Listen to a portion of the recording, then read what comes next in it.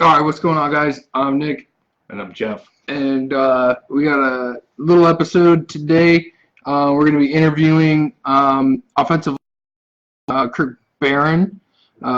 He is on the Seattle Dragons roster, and I'm pretty excited for this. I want to start getting some coverage of some XFL stuff, and this is a great way to start. So I'm going to go ahead and give him a call. And we'll go ahead and get started. You got your questions ready? Yeah, I'll start it off. All right. Hey, how's it going? Good, man. How are you? I'm doing fantastic. Right now we're joined with Kirk. How's your day going, man? Good, man. I said that. Oh, I didn't sit down, but worked out this morning. Worked with Coach Smith, my new O-line coach. Okay. Down in Nashville right now. So. Are you living in Nashville? I'm in a hotel right now. So Okay. He actually reached out to me a while back. Okay. Asked some of the guys on the offensive line, hey, if you want to understand the playbook a little bit better, I'm going to be in Nashville. So yeah, I jumped the gun. I got a ticket like 2 days later. Got a hotel room. And, How long have you been in Nashville right now? this is going to be week 3 or 4. Wow. Okay. Wow. So, I got to know, does the team pay your way? No, it's not. Really? Yeah, it's out of pocket. Oh, That's crazy. Goodness. Okay. Well, we already know Kirk's dedication. Yeah, I like it. That's awesome. And, So we're gonna go ahead and start firing away at these. How much time do you think you got? Probably until that food gets there. yeah, it's going to be another hour, so it'll be kind of interesting to see how this goes. All right, cool. Well, however long you got, we'll take it. So let's go ahead and do it. I got to know, first off, what'd you order? I actually ordered some Chinese food, man. When you're ordering Chinese food, what do you get? So I usually get General Tso's chicken. I like it. The And go-to. then you gotta get white rice. I don't like fried rice. I don't know why. You just don't like all the extra stuff in there? Yeah, I don't like the eggs in there. It freaks me out, man. I don't know why. The egg kind of freaks me out. And then I'll get some like pot stickers. Okay. Those are Oh, yeah. slap. Slapping. Those slap. I like it. Yeah, so we had a couple questions about your time at Purdue. Yeah, so I guess I just wanted to start off based off some things I had read through local papers down there in Indiana. Seemed like you had a pretty good following on your way into college, and you were fortunate enough to land with the Boilermakers, and just wanted to know what you remember most about being at Purdue and playing in the Big Ten. Yeah. That's a good question. You know, I think the biggest thing that I can take away from being at Purdue, besides my degree, is really, you know, the importance and like how big of an alumni association is at Purdue, and you know, you are followed, and the people are everywhere, which is something I'm pretty grateful for. Yeah, a lot of support. I mean, I was living out in Colorado before this. I mean, I ran into some lady in a farmer's market. She said, "Spoiler alert." All right, cool. But you know, but probably the most memorable game. We beat Ohio State last year. They were number 2 in the country. Yes. How exciting! That was a pretty cool game. And then probably Iowa my junior year. We were 4-6. Going into Iowa, and we ended up upsetting them at Iowa on their senior day, and then the following week we had IU at IU and beat IU. We had IU at home. And it was pretty sweet. You had mentioned that you got your degree. I read somewhere you got a master's degree. What was that in? So I got my master's degree last December in innovation, leadership, and technology. What does that correlate to? It's kind of like a hodgepodge of a bunch of different things and kind of how to micromanage the best way I can describe it is kind of how to read a room and kind of interact with people, which is a pretty underrated. Definitely. It's an underrated skill to have. Especially when you're going to be a big famous football player. Yeah, absolutely. So I gotta ask you, you had some time with the Bengals and the Dolphins, correct? Yes. What do you think was the biggest takeaway that you got from your time at both of these camps? Well, I think that the biggest thing you need to realize is that it's a business, and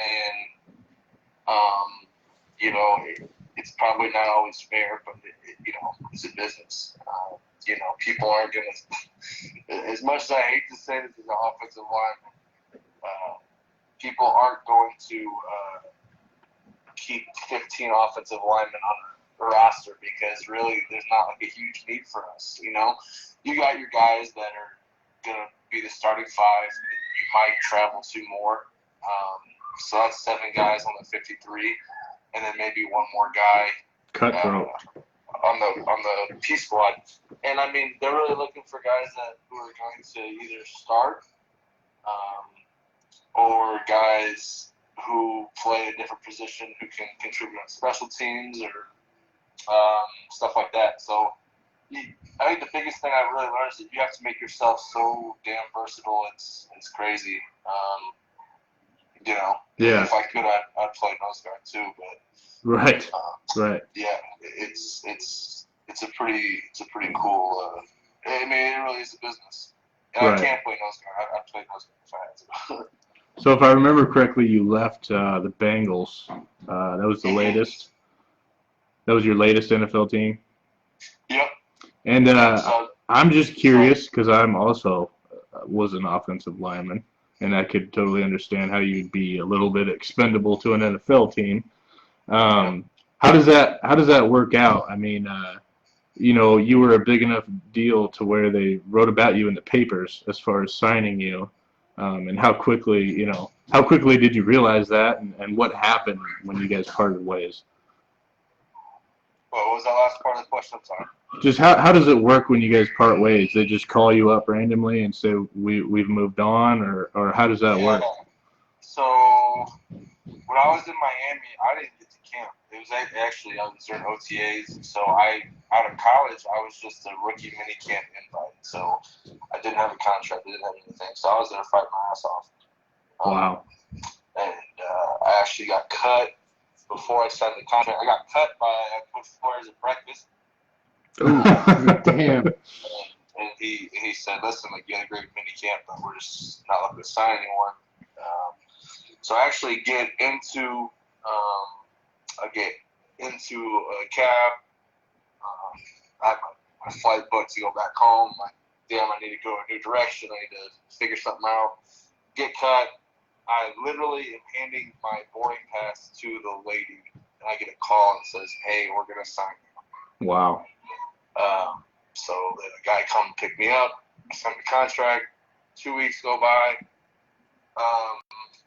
They brought in some other positions. They brought in a guy who was a linebacker. They brought in a defensive end. Guys who have nothing to do with me. You know what I'm saying? Yeah. And they called me up. I was in line for lunch. I was starving. They called me up and they said, "Hey, the GM wants to speak with you." I believe his name is Chris Greer. And in my head, I'm like, "Well, I'm not getting a promotion, so I'm probably going to get cut." Yeah. So I went up and he said, "Your time's quick, but you did." They gave you the. So proud of how you worked. Damn, what a roller coaster. And then, so I got cut, didn't know what to do, got in a flight, went back home to South Bend. It sucked. I was there for 3 days. My girlfriend, she lives in Denver, so I flew to Denver, and I lived with her family for I think a total of 5 months. So from, I'd say, the beginning of May to 4 weeks ago, I was in Denver, and I was living with her sister, and her mom and dad, and then I was training in a place called Land Out Performance, whatever. But sometime during the preseason, it's going to preseason 4. My parents actually got a call from my agent. He said, "Hey, the Bengals want to sign Kirk. Get a hold of him." I was actually at a water park, so I didn't have my phone. So I ended up calling him back, explained the situation. I get brought in for preseason 4, and it was pretty much I got there on Tuesday, and I played on Thursday, got cut on Friday. Wow. Man, What a roller that's coaster. a crazy ride. Yeah, and I mean, the thing is, man, I went in, I learned the playbook in 3 hours, and then, I went out and played. I played really well. PFF kind of screwed me. They gave me a really good run blocking grade. They gave me a really bad pass blocking grade. And they gave it to me a really bad pass blocking grade because they don't understand how an offense works. So Go figure. I want to make it known that the people that got through are not my people, but it is what it is. Yeah. Wow. Okay. So were you in Denver when you found out about the XFL draft? I'm trying to think. I was definitely I was definitely in Denver, I believe. Like when I knew I got like the invite, I got this, I got that. Like I kind of knew everything. Like I knew about the XFL. And then I got the invite, and I was like, "Oh, thank God! Like finally, like we have a direction, we have a plan. Like this is great." And then, when the draft was coming up, I decided to actually go home. South Bend. I went home for that weekend, and we watched the draft, and it was pretty cool. So yeah, and now I came down here when Coach Smith kind of told me about, being down here working out with him and kind of understanding what he does, and that's what I've been up to. Do you perceive this opportunity with the Seattle Dragons as a chance to get yourself some more film on your play, or is the XFL like a long-term thing for you? You know what, man? I think the ultimate goal is to get back in the NFL because I know I can play in the NFL at a very high level. I was just never really given the opportunity to. So I think for me, I do want to get this film. I want to play really well for this league. But I think at the end of the day, like I want to get back to the NFL because it is the highest form of football right now. Right. Now that being said, this XFL is going to blow up. I think this is a great opportunity for guys because think about it. If I came out 3 years ago, I wouldn't be playing football anymore. Right. Right. I like this kid. The timing. Because there's too many good players who are street free agents right now that are not on the NFL team. Right. Right. And I don't know if that calls for expansion, a new league, which is what we're doing. But this is something that needs to happen for football to survive. Totally. Hey, we noticed that you had quite a streak of staying healthy when you were playing for the Boilermakers. That's obviously probably got to be in the back of your head playing for the XFL with still hoping to get back to the NFL. Yeah. How do you kind of game plan around staying healthy? Well, what's crazy, man? Like, I've never really been like a serious injury in my entire life. I broke my left elbow in the 7th grade. Well, you're Kirk the Body Barron, man. Hey, and then either way, I go to some BS all-star games called CGS. They're in Dallas. They suck, but so I get hurt the first time ever. I get hurt. I wake up the next morning. I can't walk. Like, oh shit! Like I can't go on with this. So I ended up messing up. I did something in my popliteal tendon, which is the tiniest, hardest tendon to work on in the whole body, and I couldn't run. I couldn't I couldn't do stuff. Oh, God. Either way, I keep getting treatment on it. Nothing really happens. Kind of fast forward the whole process. I was training down South Florida XP. They're really good guys, but I actually had to leave 2 weeks early for my pro day because Purdue happened to be the very first pro day out of everyone in college football, and I actually had to do my pro day off painkillers. That's convenient timing. Wow. Wow, man. Yeah, so that was a real pain in the butt. Yeah, so I had to take two painkillers that the doctors obviously prescribed me. Yeah, I was actually high in my protein, which is insane. But I still put up pretty good numbers, but it wasn't like what I'm able to do. You know, I ran like a 5.1940, which is not what I run. I jumped 25 inches because my leg was in so much pain. So yeah, it was really, you know, if one thing I could, I wish that everyone's at home. So. Yeah, man, that's a lot to have to tackle on an injury. Yeah, I mean, like couldn't imagine. the popliteal tendon makes you push off on the 40-yard dash. That's like everything for an offensive lineman. So they had me at like a 1-7, 10-yard sprint. Oh. That's atrocious. So what was your? I just got healthy with that too. So like I'm like probably 3 months being healthy. So thank God that's over. No, that's awesome. That's Yeah. great. So how are you feeling with, like, are you guys just like doing playbook stuff right now, or are you guys actually like, you know, out there running drills?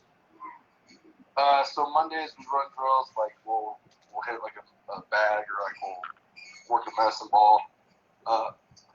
And then today, Thursdays, we usually kind of get out there on the field. So I work out at Boost Performance, and it's in Nashville. These are actually probably some of the best guys. I can't stress to you enough. But, you know, I reached out to them when I knew I had to go to Nashville because my buddy trained here for the pre-draft process. And I hit them up, and they welcomed me in here. But I'll lift with them in the morning, and then I'll run through drills twice a week with Coach Smith. So Mondays is like actual drills, like stuff we'll do individual. And then Thursdays we get like bags and cones, and we like kind of mimic defenses, and then I have to like make the calls, adjusting to whatever happens. So it's pretty cool. I like that. That's cool. If I was reading correctly, minicamp starts on the 3rd. Yeah. What's your what do you expect going into that? You know what? I'm expecting a lot of guys there because there's still cuts. I mean, we got 70-something people on the team. I think we're cutting down to 53, 54, or something like that. 52 maybe. Any idea on how many centers are going to be there? Yeah, so it's me and another kid named Dylan Day. Okay. So Dylan went to Mississippi State. He's a little bit older than me. He kind of practiced. He won a Super Bowl in Denver. He was on the practice squad. That's kind of been his MO. He's kind of been hopping around practice squad. Okay. Practice squad. He's a hell of a player, though. I remember watching him when I was in college. And he's a dude. So, you know, that's my competition technically, but you know, we're still teammates. Yeah. So I think we're just kind of all ready to get rolling, kind of trying to earn a spot. You know, that's the goal right now is to win a job. I was not aware that there's still cuts already. I thought you guys were on the roster and set, like, that's how it's going to be. No, like there's still we still got cuts. We cut down Wow. to 52 Okay. people. Okay. Did you see? Which is good, which needs to happen. Right. I mean, that fills out a little bit more competition. That's good. I like that. Yeah, you got competition, and you got the fact that some of these guys might be out of football shape, you know. Right. A lot of these guys might have already had jobs, or you know, they're trying to cram getting into football shape. But you know, you'll find out when you get there who's a football player and who's not. That's kind of how it always happens. Did you see any of the XFL when it was introduced back in 2001? So my head coach Jeff Brom was the quarterback for the Orlando Rampage, I think. Okay. Was that the name of the? I know he was Orlando. I don't know if that's the actual. Man, I couldn't tell you what the names of the teams Sounds were right. back then. Yeah, it sounds cool, but yeah. So he was the head coach there, and I remember not head coach. He was the quarterback there back in 2000, 2001, whichever year it was. And when I told him I put my name in the draft, he said, "You're gonna love it," because me and him were pretty much football guys. And he kind of told me what to expect, and I don't think he said it shouldn't be as theatrical as it was back then, but Right. It's still football. No nicknames on the jerseys. So. Jim Zorn has an extensive resume, especially in Seattle. How do you feel about being coached by him and in Seattle for that matter? Well, I think it's sweet, man. I really didn't know too much about Coach Zorn until I looked him up. I think being a left-handed quarterback is pretty cool. And then what he did in Seattle back in the day was pretty special. I saw that the Dragons put up something about his Nike ad campaign from like '82, the Field Generals. I thought that was pretty funny. But yeah, he was a great player. He's been a pretty good coach in the NFL and kind of bounced around. And for him, I mean, he's a big name, man. And for him to be like, hey, I want to be the GM, head coach of the Seattle Dragons, is awesome. You can tell he really loves Seattle. I have former, my old roommate plays for the Seahawks, so he's pumped for me to get up there. It's awesome here, man. I hope you really enjoy it. Yeah. I think you'll like it. Yeah, that's what I've heard. I've heard nothing but good things so far. Did you always play center, or what was the hardest part about playing center? Like the snap count, second level blocking, passing blocks? Yeah, so I didn't play center until my offensive line coach at Purdue put a request in to my head coach at high school and said, move Kirk to center this year. He needs to learn how to snap. Because I played guard my whole life. Okay. So, That same thing happened to me once. I started snapping a football. But yeah, I think like the biggest thing for a center is like once you understand because there's always kids that come in, like especially at Purdue, there's kids that came in after me and they never played center before, so they had to try and learn it in college, and that's always a pain in the butt. And then, one of my old roommates, he was having trouble a couple times, and I was like, hey, listen, you gotta treat it like you have a routine when you step up to the ball. So for me, I'll grab the ball backwards, I'll spin it once in my hand and put my thumb on top of the laces. You kind of treat it like how a batter does it, or like a free throw, like when they get to the line or when they're in the batter's box, they all have a routine. So that's how I kind of took it upon myself to kind of have a routine with it, and then be able to really just kind of get into snapping the football and moving, and then doing it at the same time, and then slightly moving before I snap the ball, like kind of doing like little tricks that you kind of learn all the time. Who would you say was the best player that you blocked in your career so far, and why? Ooh. Playing in the Big Ten, there's a lot of good players, man. I thought Maurice Hurst from Michigan was pretty good. Derek Brown, he's a senior now at Auburn. We played him in our bowl game. He was pretty good.